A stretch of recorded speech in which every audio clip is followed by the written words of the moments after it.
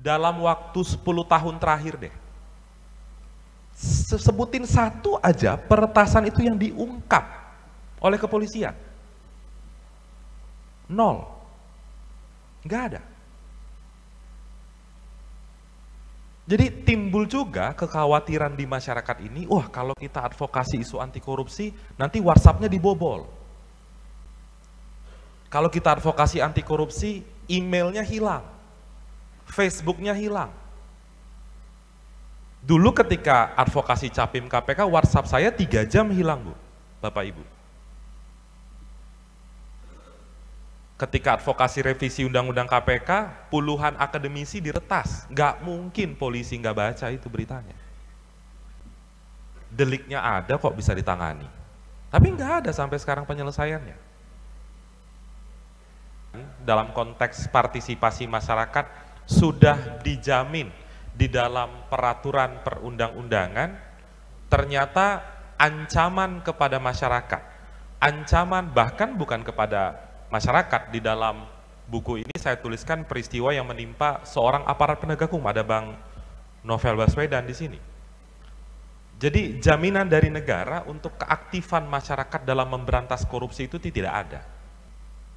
Mustahil pemberantasan korupsi itu bisa berhasil ketika pasal-pasal karet itu masih digunakan oleh kepolisian. Salah satu rekan kami dulu di ICW, ada Mas Tama Satria Langkun, ketika mengadvokasi dugaan rekening gendut perwira tinggi Polri, justru dianiaya. Apakah ada benang merahnya di sana? Saya tidak tahu. Tapi yang jelas ini masih menjadi tanda tanya besar. Sudah lebih 12 tahun saya rasa kasus ini, tapi menguap begitu saja. Apakah tanggung jawab menyelidiki, menyidik itu di masyarakat sipil? Tentu tidak. Kewajiban itu ada di orang-orang berseragam penegak hukum. Ada juga memang model serangan, diungkap memang, tapi pelakunya sepertinya bukan mereka. Ada juga model seperti itu. Jadi, bagaimana masyarakat mau berpartisipasi dalam pemberantasan korupsi kalau dihadapkan dengan pemukulan, kalau dihadapkan dengan pembunuhan? Masih mending ada pemukulan, diusut pelakunya, ini didiamkan.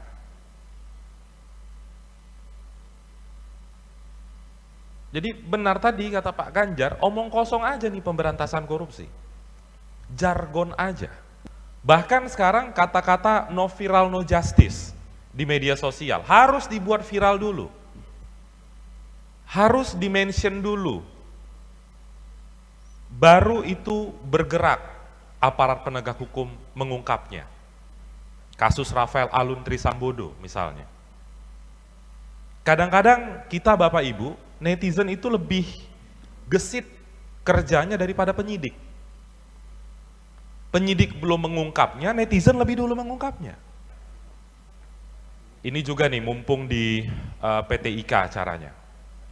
Yang sering dialami oleh organisasi masyarakat sipil Bapak Ibu, kalau pejabat misalnya melaporkan pencemaran nama baik, hitungan menit keluar itu LP-nya.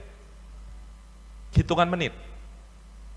Kita di masyarakat melaporkan dugaan tindak pidana berjam-jam berdebat sama pegawai di Mabes Polri misalnya. Pengalaman saya sendiri misalnya. Ketika melaporkan dulu sebelumnya salah satu mantan pimpinan KPK, 2 jam itu berdebat. Tapi ketika rekan saya di ICW, ada Mas Egy Prima Yoga, dilaporkan saat itu oleh KSP, Pak Jenderal Purnawirawan Muldoko, 7 menit keluar itu LP-nya.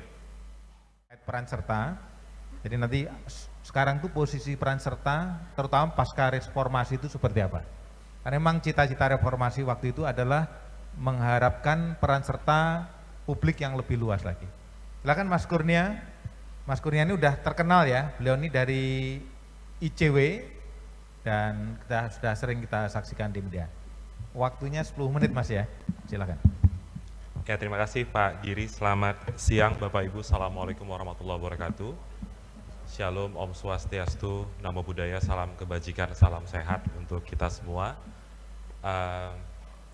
Saya pada siang hari ini mencoba membawakan ringkasan dari apa yang sudah saya tulis di dalam buku yang mungkin sudah ada di hadapan Bapak Ibu terkait dengan peran serta masyarakat sipil dalam isu pemberantasan korupsi. Karena selama ini hal tersebut menjadi problem, hal itu menjadi hambatan dari konteks pemberantasan korupsi secara umum. Jadi saya akan mencoba meringkas poin-poin yang kami tulis di dalam buku yang hari ini di-launching oleh Satgasus Anti Korupsi Polri. Boleh dilanjutkan? Saya mulai dari pertama soal indeks persepsi korupsi. Saya rasa tadi pemateri pada sesi sebelumnya, Mas Danang Widoyoko, Sekjen TI, sudah menjelaskan secara rinci betapa buruknya indeks persepsi korupsi di Indonesia. Ada skor yang stagnan, ada kemunduran yang luar biasa. Bahkan dulu Bapak Ibu, kalau sempat membaca pemberitaan, pernyataan dari anggota kabinet kala itu Pak Mahfud MD sebagai Menko Polhukam mengatakan ini adalah penurunan indeks persepsi korupsi terburuk sejak era reformasi. Sehingga ini mestinya menjadi refleksi. Refleksi bagi siapa? Tentu refleksi bagi pengambil kebijakan. Refleksi bagi Bapak, Ibu, Mas, Mbak yang mengenakan seragam penegak hukum. Karena sejatinya penegak hukum menjadi kunci dalam konteks pemberantasan korupsi. Namun pada saat ini saya akan menggeser ke pembahasan pada isu masyarakat. Boleh dilanjutkan? Berdasarkan IPAK, Indeks Perilaku Anti Korupsi, ternyata masyarakat semakin permisif terhadap praktik korupsi. Tadi juga sempat disampaikan oleh Mas Adnan Topan yang menjelaskan bagaimana karena kita baru-baru ini menyelenggarakan pilkada serentak, banyak sekali masyarakat yang membiarkan dirinya larut dalam kejahatan politik uang misalnya. Dan ternyata terkonfirmasi hal tersebut semakin banyak, semakin permisif dan dibiarkan oleh negara. Negara bisa pemerintah, DPR maupun aparat penegak hukum. Boleh dilanjutkan? Padahal Bapak Ibu, kalau kita bicara tentang partisipasi masyarakat dalam konteks pemberantasan korupsi, itu tertuang secara jelas di dalam Undang-Undang Pemberantasan Tindak Pidana Korupsi. Ada pasal 41 ayat 1, bunyinya jelas sekali bahwa masyarakat dapat berperan serta membantu upaya pencegahan dan pemberantasan tindak pidana korupsi. Mestinya ketika ada pasal yang menyebutkan itu di dalam level undang-undang, mestinya itu dihormati. Siapa yang menghormati itu? Tentu di dalam ekosistem pemberantasan korupsi. Ternyata Bapak Ibu, berdasarkan pengamatan saya yang saya tuangkan di dalam buku ini, implementasi dari pasal ini banyak sekali masalahnya. Boleh dilanjutkan? Dan kalau kita lihat Bapak Ibu, partisipasi masyarakat sipil itu sudah jelas sejak lama sudah dibangun dan dijalankan. Salah satunya misalnya ketika membidani lahirnya Komisi Pemberantasan Korupsi, itu juga digawangi oleh banyak sekali organisasi masyarakat sipil, salah satunya adalah YLBHI bersama dengan para akademisi. Boleh dilanjutkan? Nah, ini juga salah satu bentuk partisipasi masyarakat. Kalau Bapak Ibu ingat dulu berulang kali KPK berupaya dilemahkan oleh negara. Dan kemudian organisasi masyarakat sipil mencoba mengajak kolaborasi para guru besar anti korupsi. Yang saya contohkan di dalam slide dan saya tuliskan di dalam buku ini, ada beberapa peristiwa. Misalnya peristiwa tentang pengajuan hak angket KPK dulu. Bahkan saya ingat betul kala itu lebih dari 300 guru besar se-Indonesia di berbagai universitas menolak gerakan yang melemahkan keberadaan KPK tersebut. Tapi ternyata apa? Ternyata partisipasi publik yang kian masif digawangi oleh banyak akademisi itu tetap saja dilanjutkan oleh pemangku kepentingan untuk melemahkan KPK. Kemudian yang kedua, bahkan dalam konteks tes wawasan kebangsaan beberapa tahun yang lalu, itu juga banyak sekali partisipasi masyarakat yang menolak kebijakan itu. Ternyata tetap dilanjutkan. Boleh dilanjutkan? Sebelum ini, nah ini juga Bapak Ibu, jadi yang saya ceritakan tadi dalam konteks partisipasi masyarakat sudah dijamin di dalam peraturan perundang-undangan. Ternyata ancaman kepada masyarakat, ancaman bahkan bukan kepada masyarakat. Di dalam buku ini saya tuliskan peristiwa yang menimpa seorang aparat penegak hukum, ada Bang Novel Baswedan di sini. Jadi jaminan dari negara untuk keaktifan masyarakat dalam memberantas korupsi itu tidak ada. Boleh dilanjutkan? Ini juga dua peristiwanya. Yang sebelah kanan ada bahasa hukumnya mungkin pemolisian. Ketika kritik disampaikan justru dijawab dengan represivitas berkedok dengan pasal-pasal yang membungkam ekspresi masyarakat. Mustahil pemberantasan korupsi itu bisa berhasil ketika pasal-pasal karet itu masih digunakan oleh kepolisian.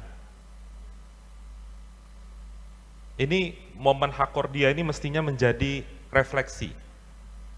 Kalau ingin negeri bebas dari korupsi, tentu wadah untuk berekspresi, wadah untuk berpartisipasi, itu harus dijamin oleh negara. Ada juga kasus Ibu Nurhayati, ketika melaporkan kasus korupsi, justru ditersangkakan. Ini juga salah satu rekan kami dulu di ICW, ada Mas Tama Satria Langkun, ketika mengadvokasi dugaan rekening gendut perwira tinggi Polri, justru dianiaya. Apakah ada benang merahnya di sana? Saya tidak tahu. Tapi yang jelas ini masih menjadi tanda tanya besar. Sudah lebih 12 tahun saya rasa kasus ini, tapi menguap begitu saja. Apakah tanggung jawab menyelidiki, menyidik itu di masyarakat sipil? Tentu tidak. Kewajiban itu ada di orang-orang berseragam penegak hukum. Ada juga memang model serangan diungkap memang, tapi pelakunya sepertinya bukan mereka. Ada juga model seperti itu. Jadi bagaimana masyarakat mau berpartisipasi dalam pemberantasan korupsi kalau dihadapkan dengan pemukulan, kalau dihadapkan dengan pembunuhan? Masih mending ada pemukulan, diusut pelakunya, ini didiamkan.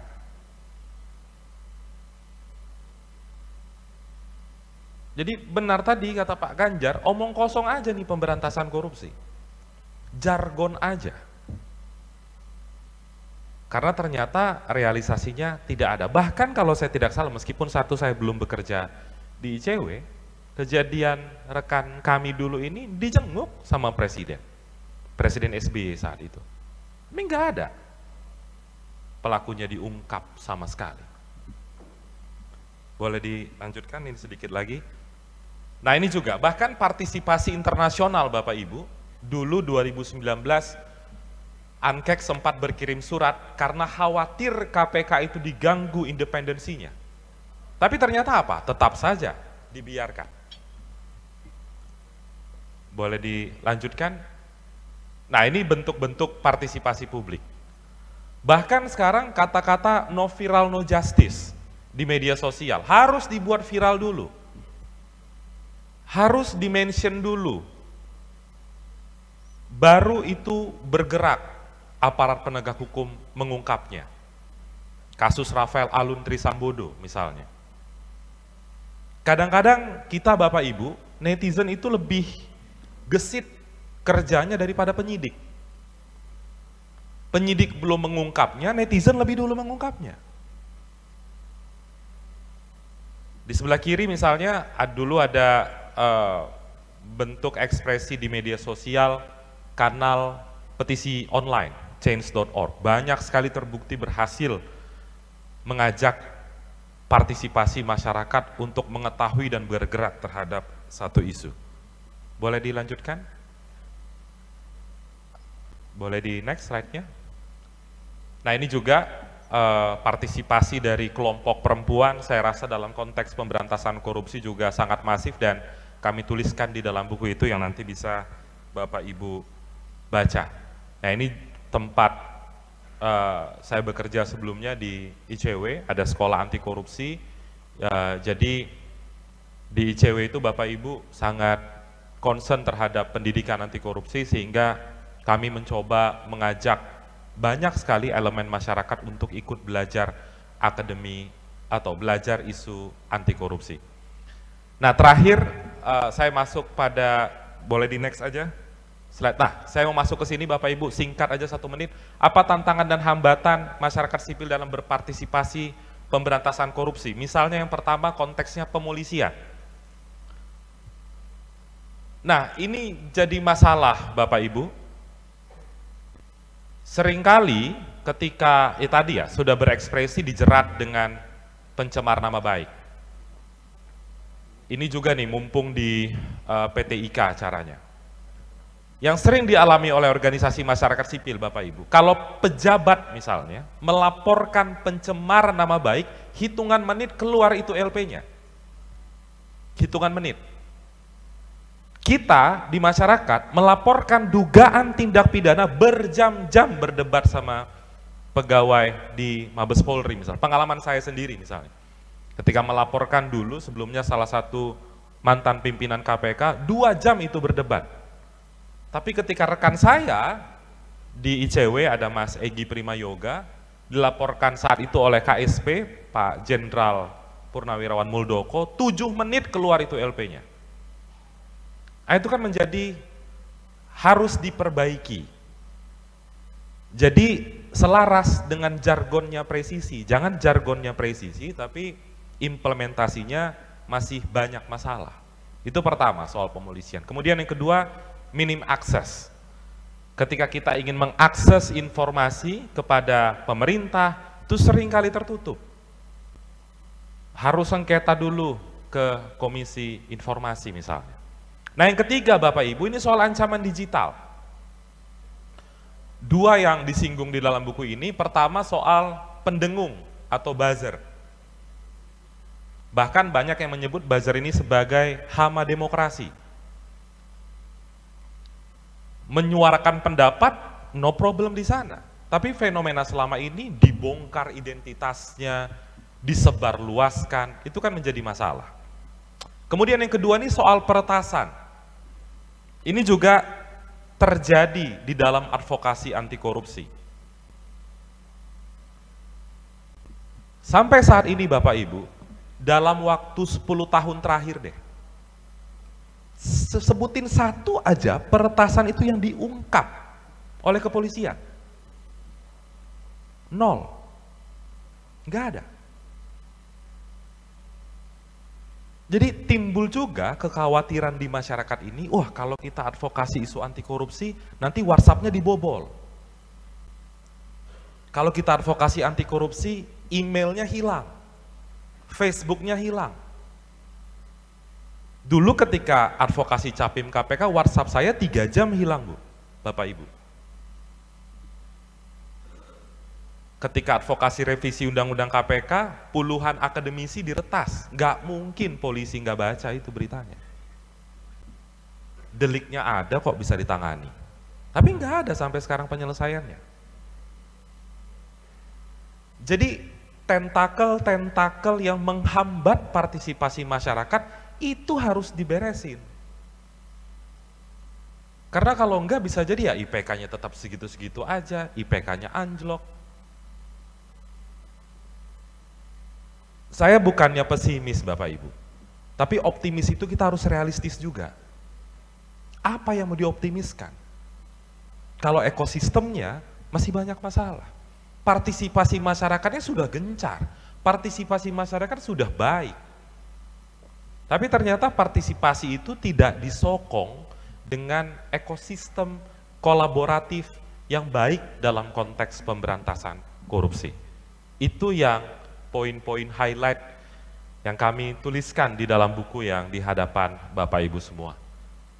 Saya rasa itu Bapak Ibu semoga menjadi refleksi di Hari Anti Korupsi Dunia 9 Desember 2024. Saya cukupkan di sini. Selamat siang. Assalamualaikum warahmatullahi wabarakatuh. Waalaikumsalam warahmatullahi wabarakatuh.